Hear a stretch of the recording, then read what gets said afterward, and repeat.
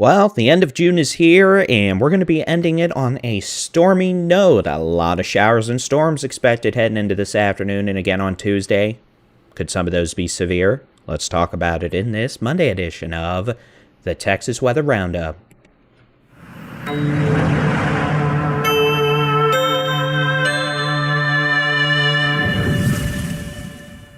Hi there, it's Monday, the 30th of June, 2025. I'm Texas Storm Chasers Building-in-Chief David Reimer as we now enter the final day of June and begin that magical time of July.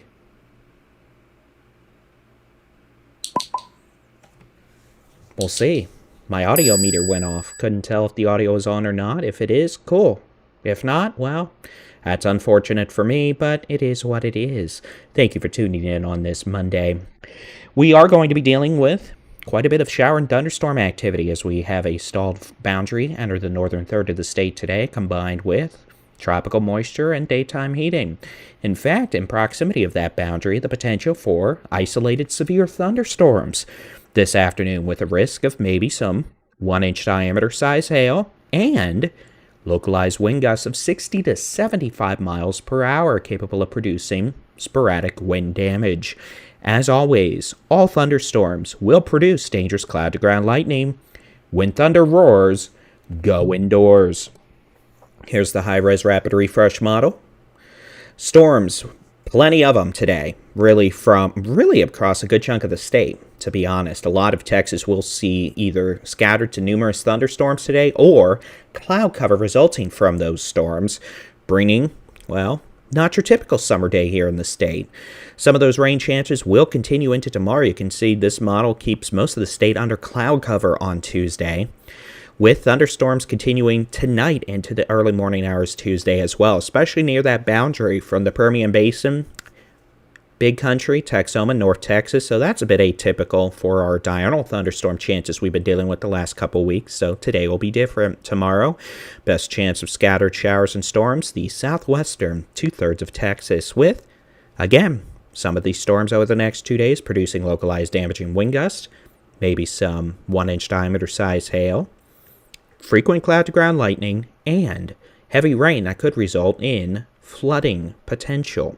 Remember, when thunder roars, go indoors. So plenty of thunderstorms possible over the next 2 days across the state of Texas.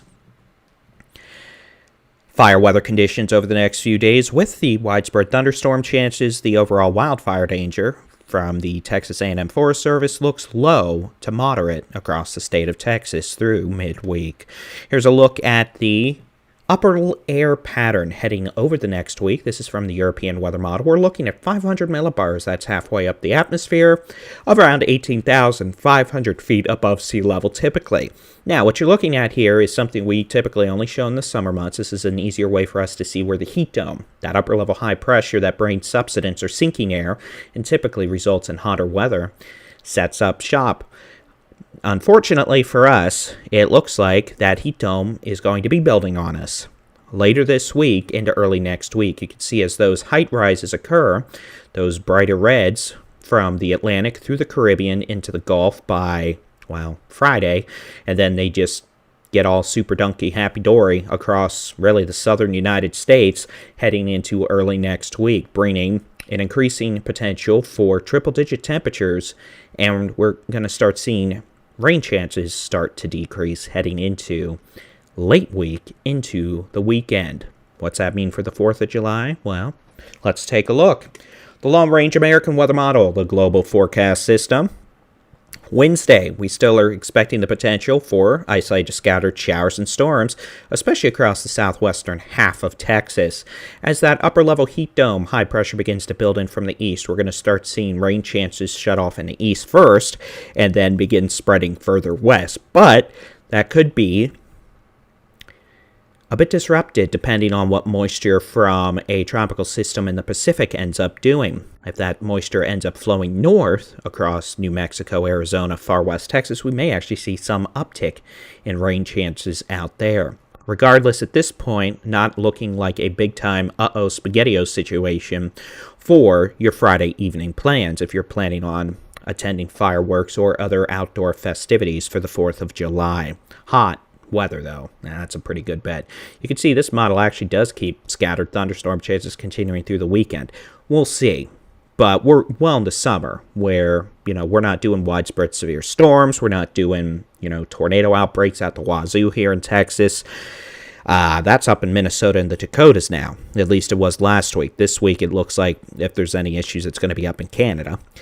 And, well, we'll have daily opportunities for pop-up shower and storms with an uptick in temperatures, especially as we head towards the weekend. Here's the National Hurricane Center tropical weather outlook for the next 7 days across the Gulf, Caribbean, and Atlantic. Now, we did have a quick system fire up over the weekend in the Bay of Campeche down the southwestern Gulf. That system became a tropical storm barely, and its name was Barry. That made landfall in mainland Mexico overnight and has since dissipated already, bringing heavy rains to Mexico, a little bit of rain down into the Rio Grande Valley, and maybe some rip current danger. Otherwise, we are keeping an eye out on the eastern Gulf and the Florida Peninsula. Heading towards a late week in the weekend, we may see some tropical mischief try to spin up there. It does not look like anything to write home about outside of rain chances. It's not looking like it's going to be one of these rapidly intensifying hurricanes. But we're definitely that time of year now where we're keeping a close eye offshore. Temperatures over the next 5 days. Today's high temperatures, guess what? Even with those pop-up shower and storm chances, we're still going to make it into the 80s and 90s this afternoon before rain-cooled air starts to settle into several parts of the state. Hot and humid is the name of the game. Going into tomorrow, cooler western third of Texas. Some folks, Davis Mountains, the Guadalupe Mountains, Marfa, Alpine, y'all may not get above 73 to 75 degrees tomorrow with rain. Boy, doesn't that sound nice to start off July. Eastern half of the state will be the warmest with highs in the mid-90s, with humidity making it feel like 100 to 130 degrees Fahrenheit. Heading into Wednesday, same story. Thursday, same story. Highs, 80s western third of Texas. Eastern two-thirds of Texas, 90s. Heading into Friday, 4th of July. Looking at mid to upper 90s for afternoon high temperatures across the eastern half of Texas. Western half of the state, we're looking at upper 80s to low 90s. So, yes, seasonably warm, but it does not look like we're going to be doing any 105 to 110 degree temperatures like we've seen over the last few summers this time of year. So, we're thankful for that. But again, it looks like the heat dome will be trying to build in later this week into early next week. We talked about it building in by late this week in videos last week, but that moisture from a system in the eastern Pacific, plus, well, the remnants of Barry trying to flow a little extra moisture up our way, is helping to keep rain chances ongoing just a little bit longer. So it's not a washout by any stretch of the imagination. It's certainly not going to rain all day, every day at any one location, but hey, you know what? Some folks definitely still need the rain. Here's the Climate Prediction Center long-range temperature outlook for the 7th through 13th of July. You can see a good chunk of the United States outside of Monsoon Valley, Arizona, New Mexico, far west Texas, and the borderland, looking like we're going to have warmer than average temperatures, a.k.a. summer. Precipitation-wise, well, you can see monsoon pattern continues in the southwest, maybe a little wetter than average across the northern plains and the eastern United States. The rest of Texas, we are finally entering that typical time frame for summer where things are going to start to dry out a bit, but still may have some pop-up shower and storm chances continuing through early July. That's it for your Texas weather roundup on this Monday. Again, we're going to have a lot of thunderstorms across the state, both today, tonight, and on Tuesday.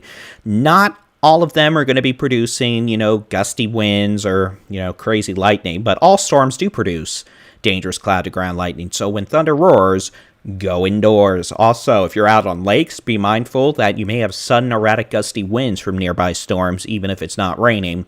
So make sure you're wearing life jackets, etc., just in case you end up starting to get turned into a bathtub out there with all those gusty winds. Otherwise, we'll keep an eye on things throughout the day.